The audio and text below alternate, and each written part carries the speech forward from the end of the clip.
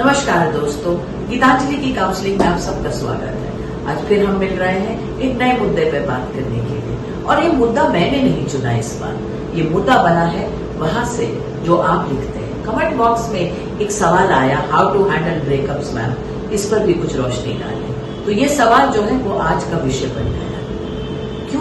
क्यों रिश्ते टूटते हैं, और जब रिश्ते टूट जाते हैं तो कैसे जिया जाए।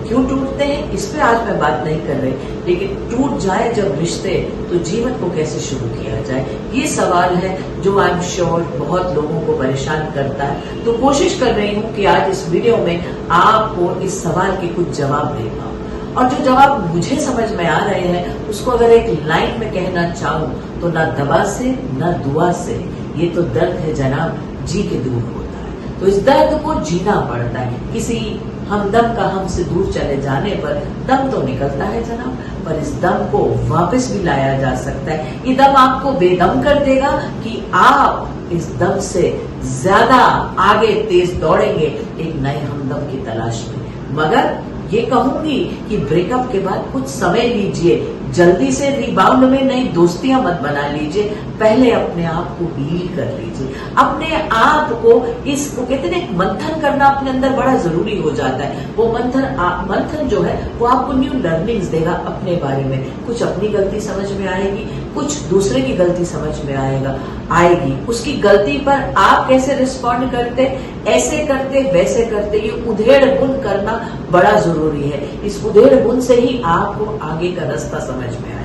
लेकिन कुछ क्लीन करना बड़ा जरूरी है, कुछ साफ करना बड़ा जरूरी है। उस रिश्ते से जुड़ी हुई यादें, कुछ आपने गिफ्ट तोहफा दिया था, कुछ तोहफा आपको मिला था, वो चंद कार्ड, वो चंद चिट्ठियां और वो कुछ सूखे हुए फूल जो कहीं किताबों में या दराजों में संभाल के रखे थे पुनः बार बार देखने के लिए। ये पुराना जमाने का रोमांस नहीं है जी।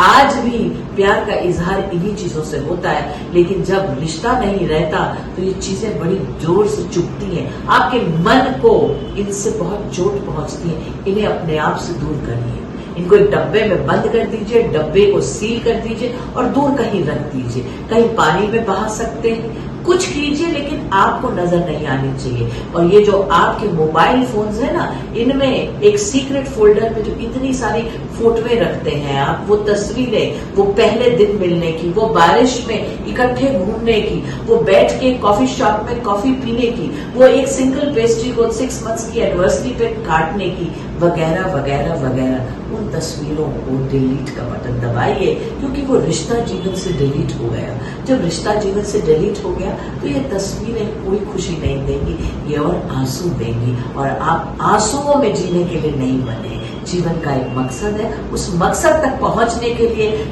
ये जो स्मृतियां हैं जो आपके मन में विष भर रही हैं, उनको अपने से दूर कीजिए। इस टॉक्सिक एनवायरमेंट को जो आपके दिलो दिमाग में छा गया, इसको दूर करना बड़ा जरूरी है। तो उन सब चीजों को दूर कीजिए। वो जो कॉमन फ्रेंड्स हैं, कुछ देर के लिए उन्हें अवॉइड कर सकते हैं तो अवॉइड कर लीजिए।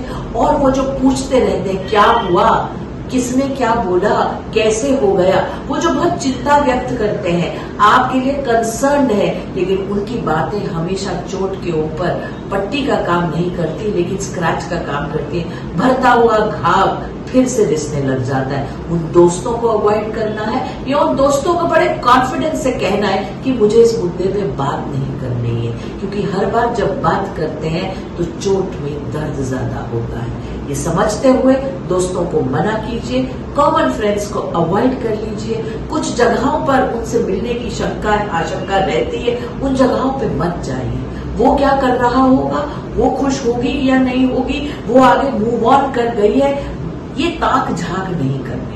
और ये जो आपके फोन्स पर इतने सारे वर्चुअल मीडियम्स है ना आपके पास जुड़ने के लिए, इनमें ताक झांक बहुत आसानी से हो जाती है, लेकिन ये ताक झांक आपको बहुत दर्द देती है। तो ये ताक झांक बिल्कुल नहीं करनी है। उसकी गलती ज्यादा थी, मेरी गलती कम थी, व्हाट इफ, वो जो रिफ्लेक्शंस है ना, काश मैं ऐसे कर लेता तो ये ना होता, काश वो मेरी बात सुन लेती तो ऐसा हो जाता, काश हम ना मिले होते, काश उस दिन पता ना चलता। तो ये जो काश है ना, ये काश आपके जीवन को बहुत ज्यादा नीरस कर देता है, नीरस से ज्यादा उदास कर देता है। तो ये काश वाली उधेड़ बुन से भी खुद को निकालिए। नया जीवन पुनः शुरू होगा, ऐसा महसूस होता है कि कोई उम्मीद नहीं बची, जीवन में आप बिल्कुल अकेले हो गए। सेल्फ गिल्ट में भी नहीं जाना है, ना उम्मीदी की डोर को भी नहीं पकड़ना। मेरी ही गलती थी, मुझसे ही रिश्ते नहीं संभाले जाते, मैं ही सब चीजें बिगाड़ लेती हूँ। प्लीज इस तरह का वार्तालाप अपने साथ नहीं करने, अपने सेल्फ एस्टीम को बना के रखना है। शायद ये जरूरी था होना, शायद इसके होने से मेरे लिए कुछ इंपॉर्टेंट लेसन्स हैं जो मैं जीवन में सीख सकती हूँ। कुछ इस तरह का सोच विचार करते हुए आगे बढ़िए, सेल्फ गिल्ट से अपने आप को बचाइए, खुद भी गिल्टी नहीं रहना और सारा इल्जाम दूसरे पे भी नहीं लगाना, क्योंकि रिश्ता रूपी ताली जो है दो हाथों से बजती है। अब एक हाथ से तो ताली नहीं बजेगी, किसी भी वजह से रिश्ता टूट गया है, रिश्ता छूट गया है, या आप दोनों ने म्यूचुअली फैसला करा कि आप दोनों के लिए अलग अलग रास्तों पे चलना बेहतर होगा, किसी भी वजह से अब वो रिश्ता नहीं है आपके जीवन में, लेकिन जीवन खत्म नहीं होता, जीवन पुनः शुरू होता है। तो इस उम्मीद से आगे बढ़िएगा, इस उम्मीद से जीवन की ओर देखिएगा, नया सूरज पुनः आएगा आपके जीवन में। Breakup of the relationship should not break you as an individual. बस इन्हीं शब्दों के साथ मैं आज का विषय खत्म करती हूँ। आशा करती हूँ कि आपको कुछ इंपॉर्टेंट सजेशंस मिले होंगे जिसकी हेल्प से आप अपने ब्रेकअप वाली सिचुएशन से बाहर आ सकेंगे। बहुत बहुत धन्यवाद मुझे सुनने के लिए। हमारे चैनल आई ऑफ ट्रुथ को सब्सक्राइब कीजिए YouTube पर, इसे फॉलो कीजिए Facebook पर, Instagram पर, ट्विटर पर और कू पर। हमारे चैनल के बारे में फीडबैक देने के लिए हमें मेल कीजिए ioftruth.6@gmail.com पर।